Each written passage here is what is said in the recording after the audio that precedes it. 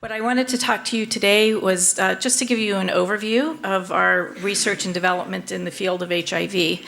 I'm going to make some general comments first and then talk about two agents that are in phase 2 or phase 3 studies. So how do I go forward here? Great.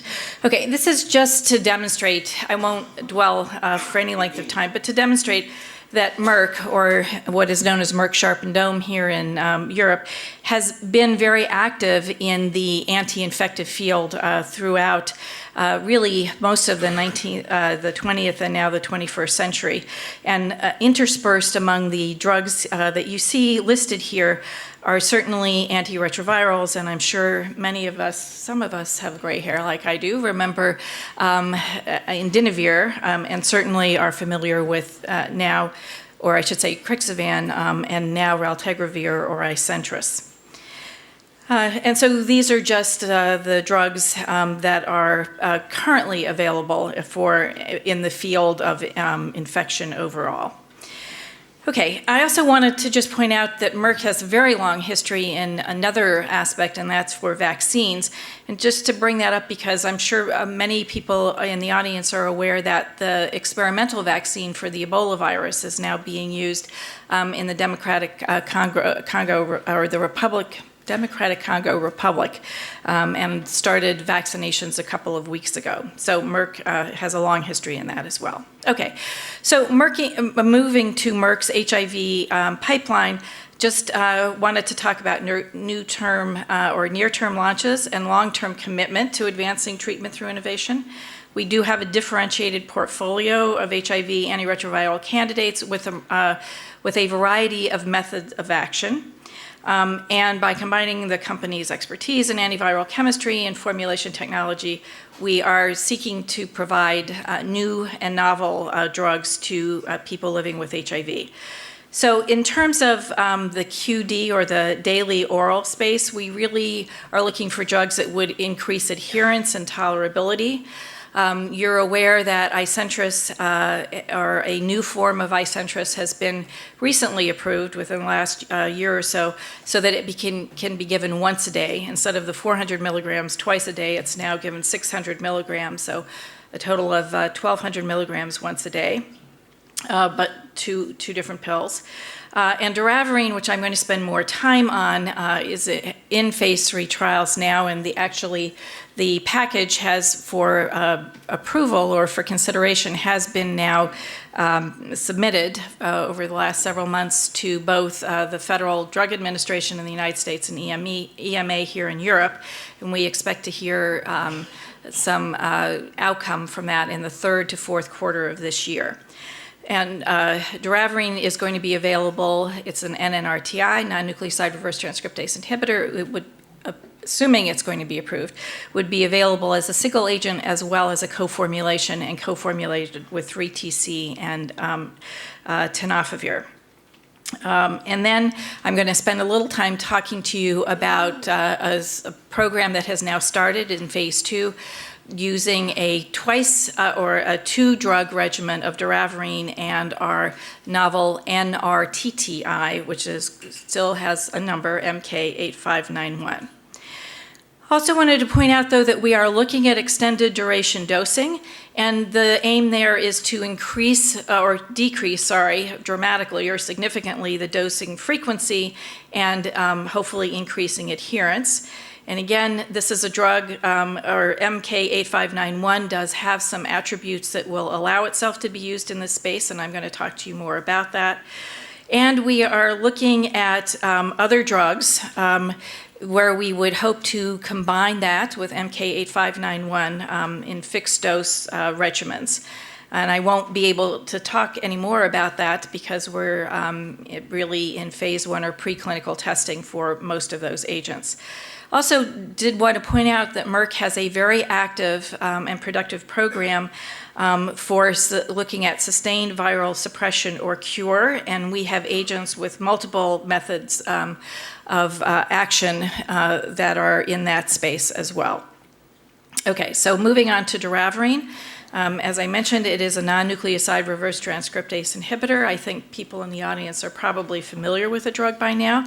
But just to point out that it really is a next generation NNRTI. It has a unique resistance profile with in vitro activity against wild-type HIV-1 and the most prevalent NNRTI resistance mutations, which are listed on this slide here.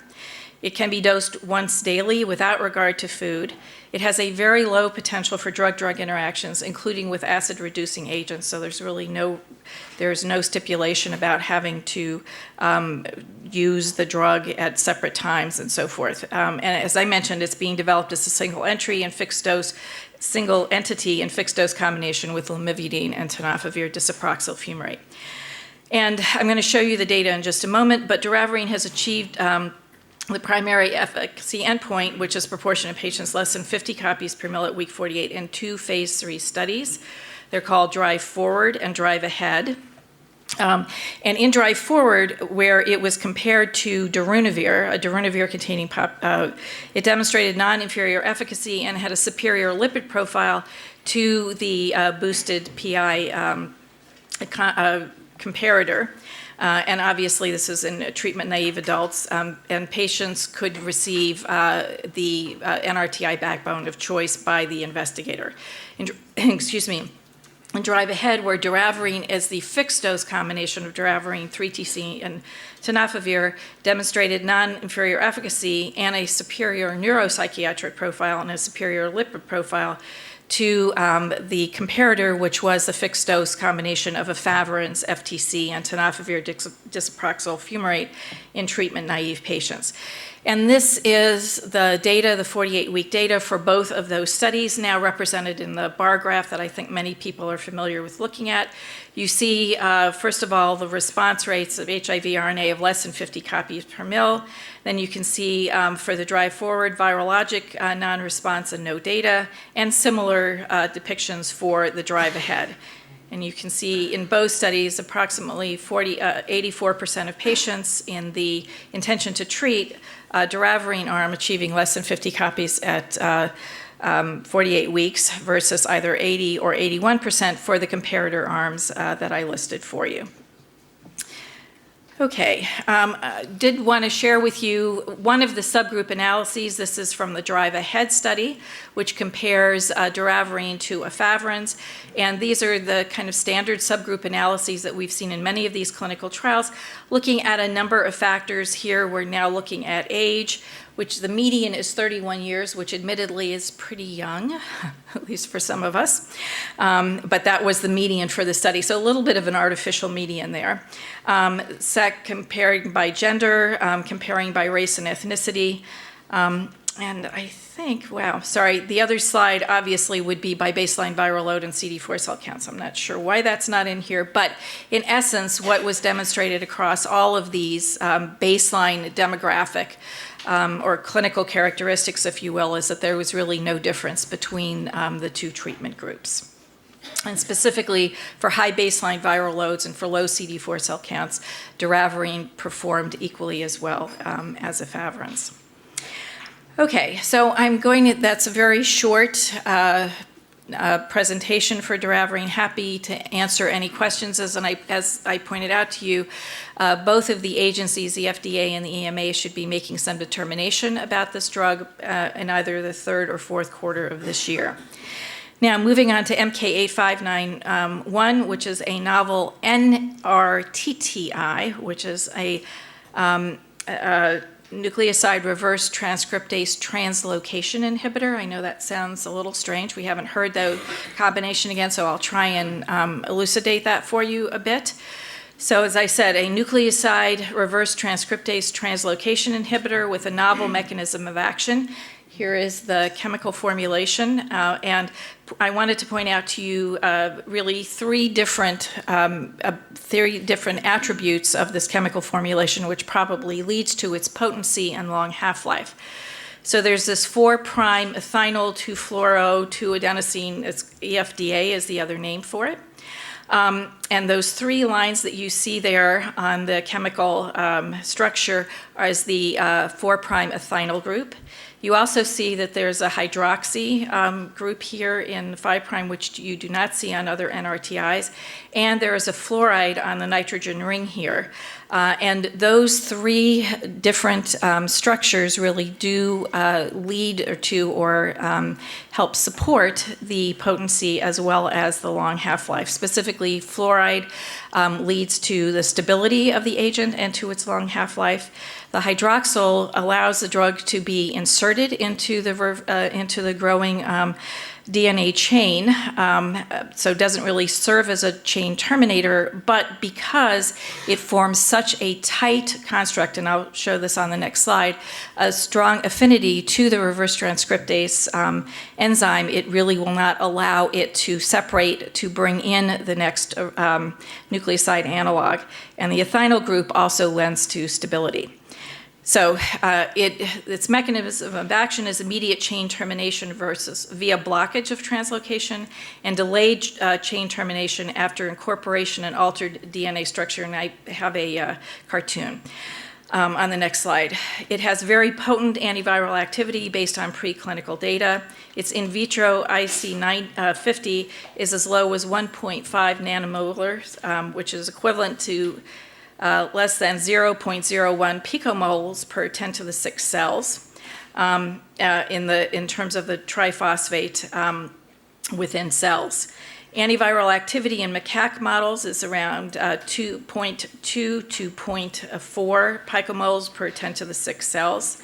And it has a very long half-life in preclinical and early clinical studies, and I'll share with you some of that data. Its half-life is around 50 hours in macaques and about 120 hours in healthy adults. And all of this data was presented earlier this year at CROI.